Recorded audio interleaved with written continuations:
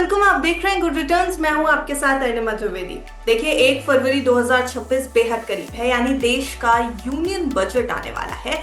और इसकी तरफ सिर्फ आम इंसान या खास इंसान ही नहीं देख रहा है, इसकी तरफ मार्केट्स भी बहुत नजर गड़ाए बैठे हैं। बजट में ऐसा क्या कुछ होगा कि मार्केट्स की तरफ से थम्स अप मिल जाए?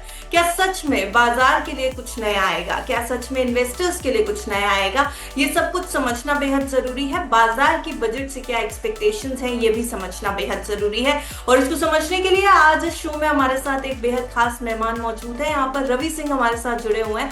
सर, बहुत स्वागत है आपका गुड रिटर्न्स पे। जी धन्यवाद, मुझे एक बार फिर से जोड़ने के लिए। रवि जी, सबसे पहले तो बाजार का मूड माहौल जान लेते हैं आपसे। अभी क्या चल रहा है? प्री बजट बाजार कैसा नजर आ रहा है? क्या उतार चढ़ाव देखने को मिल रहे हैं और एक्सपेक्टेशंस क्या है बजट 2026 से?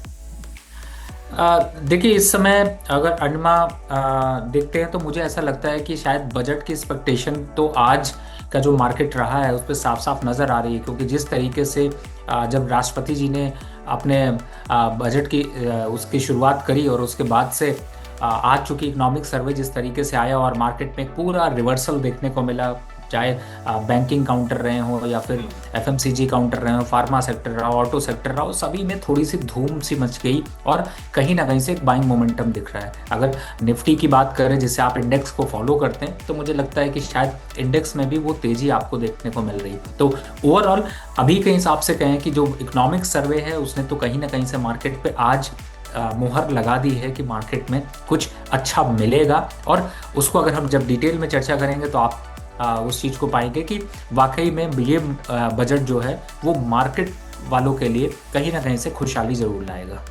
बाजार को रफ्तार देता दिखाई दे रहा है सर बजट जो भी आएगा 1 फरवरी को जो पेश होने वाला है। और इकोनॉमिक सर्वे से जो हम इंडिकेशंस ड्रॉ कर रहे हैं, बाजार को बूस्टर डोज की तलाश है, वो वोलेटिलिटी कम कर सकता है। नहीं, देखिए, मुझे ऐसा लगता है कि बूस्टर तो यहाँ पर मिलेगा और वोलेटिलिटी यहाँ पर थोड़ी ज़्यादा बढ़ सकती है, कम तो नहीं होगी। क्योंकि जिस तरीके से लोगों का रुझान है उसको अगर देखते हैं, क्योंकि इस समय हमारे साथ देखें तो एक अर्निंग सीजन का भी यहाँ पर अपडेट्स आ रहे हैं, वो भी एक इम्पैक्ट कर रहा है, प्लस गवर्नमेंट की पॉलिसी। और गवर्नमेंट पूरी तरह से अग्रेसिव है। अगर आज के सिर्फ इकोनॉमिक सर्वे की यहाँ पर बात की जाए तो गवर्नमेंट ने एकदम साफ साफ जाहिर किया है कि 6 से 7% की जीडीपी रेट के साथ में जो प्रोजेक्शंस दिए हैं वो काफ़ी जो है वो इंक्रीजिंग है। और कॉन्फिडेंस भी यहाँ पर देते हैं कि पॉलिसी हमारी अच्छी है, आगे जो ग्रोथ है वो भी हमारी स्टेबल रहेगी। और जिस तरीके से फोकस्ड एक तरीके से बताया गया है कि इंफॉर्मेशन है, लॉजिस्टिक है या फिर ओवरऑल मैन्युफैक्चरिंग है, इन सब पे अगर देखा जाए तो मुझे लगता है कि ग्रोथ के स्ट्रक्चर काफ़ी बहुत नपे तुगले तरीके से दिए गए हैं। और ये भी किया गया है कि पूरा का पूरा बजट जो है वो कैपेक्स बैकबोन जो है वो स्ट्रांग रहेगा। और उसका जो इम्पैक्ट है वो स्टॉक मार्केट को क्या चाहिए, आप देखिए तो उनको चाहिए कि यहाँ पर कैपेक्स थोड़ा बढ़ाकर हो, अच्छा गवर्नमेंट सपोर्ट दे रहा हो, गवर्नमेंट पॉलिसीज़ अच्छी हो, डोमेस्टिक लेवल की ग्रोथ अच्छी हो। तो मैं एक एग्जांपल देना चाहूँगा कि जैसे आपने देखा कि मैन्युफैक्चरिंग का जो डेटा आ रहा है या मैन्युफैक्चरिंग जो इस समय जीडीपी पे सपोर्ट कर रहे हैं वो अभी 20% से नीचे है। और मुझे ऐसा लगता है कि अगर 20% से ऊपर मैन्युफैक्चरिंग का सपोर्ट जीडीपी पर देखने को मिला तो उसका इम्पैक्ट जो है वो लॉन्ग टर्म पर काफ़ी पॉजिटिव देखने को मिलेगा। दूसरी तरफ सरकार ने टेक्नोलॉजी की बात की है, जिसमें कि वो बात कर रहे हैं कि इंफॉर्मेशन है या लॉजिस्टिक है या फिर एआई ड्रिवन जो चीज़ें हैं, डिजिटलाइजेशन है, उन सबको आगे जो है वो एक पॉजिटिव तरीके से लिया जाएगा। यानी कि उन पे भी काफ़ी अच्छा एक्सपेंस यहाँ पर गवर्नमेंट करने वाली है, उनको जिस तरीके से उसको बिल्डअप किया जाए। और इसीलिए ये सारी पूरे के पूरे एक तरीके से पूरे 360 डिग्री यहाँ पर चलने की बात की गई है, जिससे कि ऐसा ना लगे कि दूसरे कंट्रीज़ में अगर बात करें तो वहाँ पर जैसा पैनिक क्रिएट हो जाता है कि एआई आ रहा है तो जॉब्स जा सकती हैं, वो शायद भारत के लिए उतना वाजिब नहीं होगा। जी, यानी अगर इस पूरे मैटर को देखें, इस पूरे सिनारियो को देखें तो एक्सपेक्टेशंस यही है कि अगर सरकारी कैपेक्स को बढ़ाया जाता है तो बाजार के लिए एक पॉजिटिव सिग्नल होगा। लेकिन सर, कैपिटल गेन्स टैक्स की भी बात यहाँ पर करनी जरूरी है, क्योंकि उसकी तरफ भी उसका भी बहुत बड़ा इम्पैक्ट बाजार के ऊपर पड़ता है। अगर कैपिटल गेन्स टैक्स में किसी भी तरीके का बदलाव होता है तो क्या शेयर बाजार के निवेशकों के ऊपर असर पड़ेगा? किस तरीके का इम्पैक्ट हम एक्सपेक्ट कर रहे हैं? देखिए यहाँ पर अनिमा दो तरीके की चीज़ें हो सकती हैं। एक तो आपका है कि कैपिटल गेन टैक्स को थोड़ा सा शायद हो सकता है ईज की तो ज़रूरत नहीं दिखाई दे रही, कि लगता नहीं है कि सरकार यहाँ पर ईज करेगी, लेकिन इंक्रीज करने के चांसेस ज़्यादा हो सकते हैं। तो सिनेरियो ये बनता है कि अगर सेम रहा तो क्या होगा, सेम रहेगा तो मार्केट के लिए पॉजिटिव होगा। अगर इंक्रीज किया तो प्राइमा फेसी पे थोड़ा सा डिप दिख सकता है, मार्केट थोड़ा घबरा सकता है, थोड़े गिरावट दिख सकती है। लेकिन अगर कहीं कम कर दिया तो वो तो पूरी तरीके से मार्केट थम्स अप करता हुआ नजर आएगा और थोड़ा सा मार्केट को सपोर्ट ज़्यादा मिलेगा। स्टॉक्स की जो लिक्विडिटी है वो बढ़ जाएगी, मार्केट में तेजी का ट्रेंड वापस से रिवर्सल करता हुआ नजर आएगा। दूसरी तरफ जनरली आप क्या देखते हो, आप हमेशा कोशिश करते हो, टैक्स की जब बात होती है तो सबको ये लगता है कि मेरी पॉकेट में बजट हर बार छूट मिलनी चाहिए, कुछ ना कुछ बढ़ना चाहिए। अब बजट में भले छूट मिले ना मिले, लेकिन अगर स्टॉक मार्केट को अच्छा करना है तो वहां पर एसटीटी भी अगर उन्होंने कम कर दी, हटा दी, तो भी मुझे लगता है कि मार्केट काफी बूस्ट करेगा। तो टैक्स से रिलेटेड में अगर जाते हैं तो टैक्स से डिस्काउंट से उतना फर्क नहीं पड़ेगा जितना एसटीटी से फर्क पड़ेगा। अगर एसटीटी यहाँ पर सरकार कम करती है तो वो मार्केट को बहुत ज्यादा बूस्ट देता हुआ नजर आएगा और मार्केट अपने नए हाई की तरफ बढ़ेगा। जी, इनकम टैक्स में किसी बदलाव की इस बार उम्मीद है? क्योंकि ऑलरेडी हम पिछले साल देख चुके हैं कि स्लैब्स में बहुत बड़ा बदलाव किया गया था, लेकिन आम आदमी कहीं ना कहीं इनकम टैक्स को लेकर के उम्मीद तो लगा के रखता है। और जिस तरीके से बदलाव हुए पिछली बार स्लैब्स में, उसके बाद मार्केट में भी हमने इन्वॉल्वमेंट बहुत देखा, रिटेल निवेशकों का इन्वेस्टमेंट्स बहुत तेजी से बढ़ते नजर आए। हालांकि उतार चढ़ाव रहा, फिर भी इन्वेस्टमेंट्स लगातार इनफ्लोज हमेशा हुए हैं बाजार में। तो अभी भी उम्मीद कर रहा है क्या बाजार की इनकम टैक्स में कुछ बदलाव हो जिससे मार्केट में और इन्फ्लोज बढ़ने की उम्मीद है? देखिए थोड़ा है, थोड़े की ज़रूरत है, ये तो हर कोई समझने की कोशिश करता है और वित्त मंत्री से यही रिक्वेस्ट करता है कि थोड़ा और ज़्यादा दे दीजिए। तो मैं उम्मीद करता हूँ कि अगर यहाँ पर चूंकि पूरा का पूरा बजट पब्लिक ओरिएंटेड है, लेकिन सरकार ने इस बार काफ़ी इंडिकेशन पहले दे दिए हैं। एग्जाम्पल के लिए देखिए, अभी जो ट्रेड डील हुई उस पर इम्पोर्ट ड्यूटी कम हुई, इससे पहले जीएसटी कट बड़े अग्रेसिव तरीके से देखने को मिले। लाइफ लाइन कहने वाले इकोनॉमी के ऑटो सेक्टर पे भी जीएसटी का कट देखने को मिला। तो सरकार ने तोहफे तो कहीं ना कहीं से बांटने शुरू ही कर दिए थे। और अगर इसको पूरे को समझें तो मुझे लगता है जो एक न्यू टैक्स रिजीम और ओल्ड टैक्स रिजीम में शायद उन झंझटों में थोड़ी सी जो है वो आफत कम नजर आएगी, या फिर ये कहें कि वो शायद एक स्कीम होती हुई नजर आए। और दूसरी तरफ है थोड़ा सा स्लैब यहाँ पर हो सकता है, 12 लाख का जो लिमिट है वो बढ़ करके 13.5 लाख या फिर 14 लाख तक जा सकता है। इक्विटी मार्केट जो है वो इसको थम्स अप देने के मूड में लग रहा है सर, अगर इनकम टैक्स बदल जाता है तो?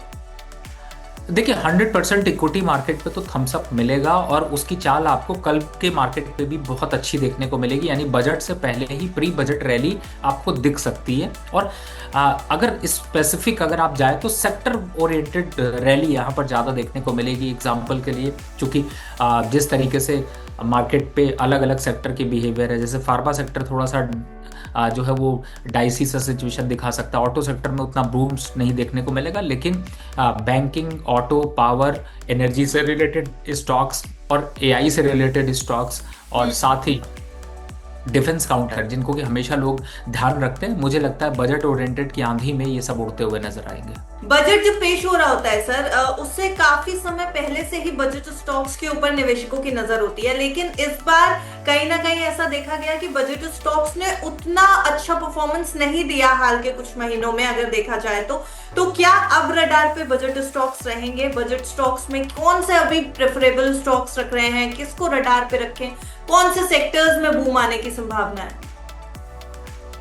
देखिए आप तो पूरा पोर्टफोलियो इन्वेस्टर के लिए पूछना चाहती हैं और मुझे ऐसा लगता है कि बिल्कुल देखिए अपॉर्चुनिटी हमेशा होती है, कभी अच्छी होती है कभी बुरी होती है, लेकिन इस समय के अगर हालात को कंपैरिजन करें, if you go to the fundamental then you find there is some risk in geopolitical tension, some risk in a higher volatility in a crude oil prices, manufacturing का डेटा, यूएस का home sales का data, ये numbers थोड़ा सा domestic market को hit करते हैं ऊपरी लेवल से, और इसका इम्पैक्ट ये होता है कि मार्केट में आपको बार बार थोड़ा सा जब मार्केट में कॉन्फिडेंस लौटता है वो कॉन्फिडेंस वीक होता हुआ नजर आता है। तो यहाँ पर स्ट्रॉन्ग पॉलिसी और हायर कैपेक्स की बहुत ज़्यादा ज़रूरत है। सरकार उसी ओर बढ़ रही है। अब आते हैं कि क्या बढ़ेगा, क्या स्टॉक स्पेसिफिक रखे। देखिए मेरी आइडेंटिफिकेशन में मैंने 5 स्टॉक आइडेंटिफाई किए हैं। अगर उसको लेकर चलें तो सबसे पहला जो स्टॉक है वो है पीएफसी, पावर फाइनेंस कॉरपोरेशन, मुझे लगता है कि इस स्टॉक में अच्छा खासा दम है। ये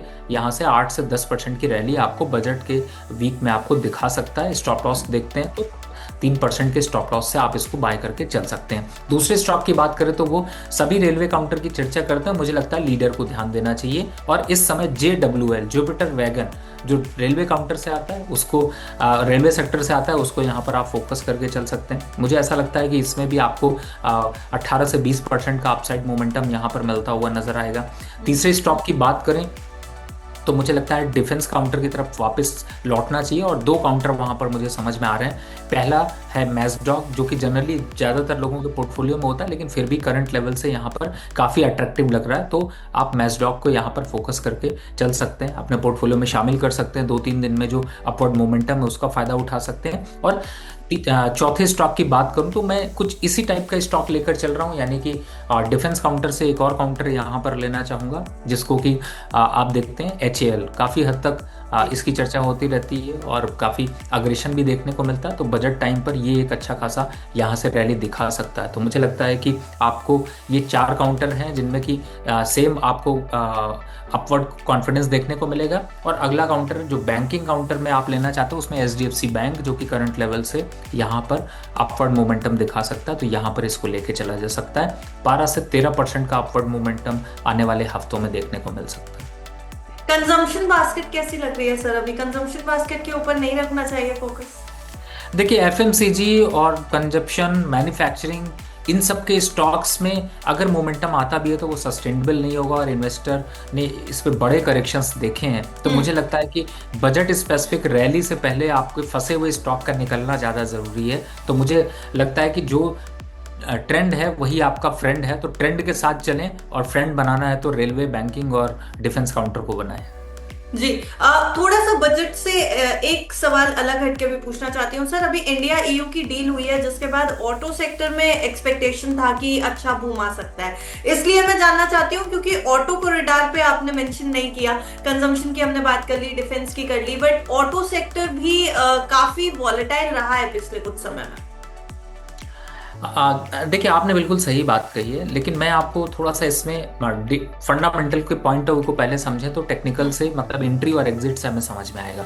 सरकार ने इससे पहले भी GST रेट कुछ महीने पहले घटाया था, और उसके बाद से ऑटो कंपनीज के जो ऑलरेडी इन्वेंट्री खड़ी हुई थी उनमें काफ़ी हद तक प्राइस कट करना पड़ा, जिसका कि कंपनियों को थोड़ा सा निगेटिव तरीके से आपको यहाँ पे देखने को मिला। दूसरी साइड आते हैं, अभी जो यूरोजोन की डील हुई है, ये शॉर्ट टर्म पर जरूर आपको थोड़ा सा प्रेशर दिखाई दे रहा है, क्योंकि अब जो अभी तक यूनिट आ चुकी हैं और जो आगे यूनिट आएंगी, जो बेनिफिट है वो आगे देखने को मिलेगा। करंट यूनिट तो ऑलरेडी अब वो आपकी उनकी स्टक हो जाएगी, क्योंकि यहाँ पर सेल करने जाएंगे तो कस्टमर भी कहेगा कि आपकी इंपोर्ट ड्यूटी कम हो गई तो हमें प्राइस कट देना चाहिए, लेकिन जो स्टॉक है वो एक इम्पैक्ट करेगा। तो शॉर्टर पीरियड में इसका थोड़ा सा निगेटिव असर होगा, लेकिन लॉन्गर टर्म ग्रोथ के पॉइंट ऑफ व्यू से, प्रोस्पेक्ट से अगर देखेंगे तो आपको ये सेक्टर धीरे धीरे करके, यानी लंबे समय पे अगर आप 1-1.5 साल का इन्वेस्टमेंट का स्ट्रेटजी बना रहे हैं तो आपको फायदा ज्यादा मिलता हुआ नजर आएगा। लेकिन this is not a right time to buy at auto sector और auto industry at current market price, because you may see correction around 5 to 8% from the current level. So जो पॉलिसीज है उनको सेटल डाउन होने दें, और उसके बाद अगर आप एंट्री करते हैं तो आपको ज़्यादा फायदा मिल सकता है। और वैसे भी ये बहुत सिंपल, स्टॉक मार्केट के लिए बहुत सिंपल कहावत है, जब जागो तभी सवेरा नहीं है, आपको जगकर स्ट्रैटेजी बनानी है और उसके बाद निवेश करना है। जी सर, एक आखिरी सवाल, कुल मिलाकर के निवेशकों को एक थोड़ा सा आइडिया देते जाइए कि इस बजट के बाद अपना पोर्टफोलियो कैसे संभालना है, और क्या सरकार की फिस्कल डिसिप्लिन बजट पॉलिसी जो आएगी वो बाजार से कुछ पॉजिटिव रिटर्न्स निवेशकों के लिए लेकर के आएगी? देखिए, सबसे बड़ी बात है अर्णिमा मैम कि आपके पास इन्वेस्टमेंट करने के लिए जगह क्या है। अगर आप जाते हैं तो देखिए, इक्विटी मार्केट है, गोल्ड सिल्वर के प्राइसेस इतने बढ़ चुके हैं कि आज उसमें आप हाथ डालने जाते हैं तो आपको डर लगना शुरू हो जाता है। तो और इक्विटी मार्केट की ग्रोथ देखिए तो पिछले 2 सालों से बड़ी कांस्टेंट सी छोटी छोटी ग्रोथ देखने को मिली है। 2-2.5% के रिटर्न्स आपको मिले हैं, या फिर आप 10% निगेटिव के रिटर्न पे बैठे हुए हैं। तो आपके पास अपॉर्चुनिटीज यहाँ पर कहाँ पर निकल कर आती हैं, आपको सेक्टर स्पेसिफिक ही अपॉर्चुनिटी निकल कर आती है। और बजट के बाद देखिए, बजट एक खाका होता है जिसमें कि साफ साफ ये दर्शाया जाता है कि वो किस किस तरीके से स्टेप लेंगे। और जो गवर्नमेंट अभी है उसका पिछला रिकॉर्ड यही कहता है कि जिस तरीके से आप देखिए, पावर और ग्रीन स्टॉक्स जो अपडेशन में आए, ईवी स्टॉक जिस तरीके से फोकस्ड आए, चिप के स्टॉक्स जिस तरीके से फोकस आए, इंफ्रास्ट्रक्चर स्टॉक जिस तरीके से चलते हुए नजर आए, क्योंकि सरकार का पूरा फोकस जो पिछले कई बजट में बार बार देखने को मिला है उसका इम्पैक्ट यहाँ पर रहा है। तो अपने पोर्टफोलियो में बस खरीदिए, अच्छी चीजें खरीदिए, ताजी चीजें खरीदिए। ताजे का मतलब ये है कि ऐसे स्टॉक खरीदिए जो आपको अच्छी लिक्विडिटी प्रोवाइड करते हैं, जिनमें अच्छा वॉल्यूम होता है, कंपनी के स्ट्रॉन्ग फंडामेंटल हैं। ऐसे स्टॉक मत खरीदिए जो सुनकर, रील पर देखकर या इंस्टाग्राम पर देखा और खरीद डाला और फिर उसके बाद सारे साल जो है वो सर पकड़ कर बैठे रहें कि अब क्या होगा, अब कब निकलूंगा। इस टाइप के स्टॉक से दूरी बनाकर रखनी चाहिए। दूसरी जो इंपॉर्टेंट बात है कि गवर्नमेंट जो बजट यहाँ पर पेश करने जा रही है उसमें स्ट्रैटेजी बनाइए। लॉन्ग टर्म निवेश है तो आपके लिए अच्छी अपॉर्चुनिटी मिल सकती है। थैंक यू रवि हमारे साथ जुड़ने के लिए। आज बहुत सारी चीजें बजट के एक्सपेक्टेशन को लेकर के क्लियर हुई हैं कि बाजार एक्चुअली बजट से क्या चाहता है, बजट 2026 से बाजार को थम्स अप कैसे मिल सकता है, सरकार को क्या कुछ करना चाहिए। हमारे साथ जुड़ने के लिए आपका बहुत बहुत शुक्रिया।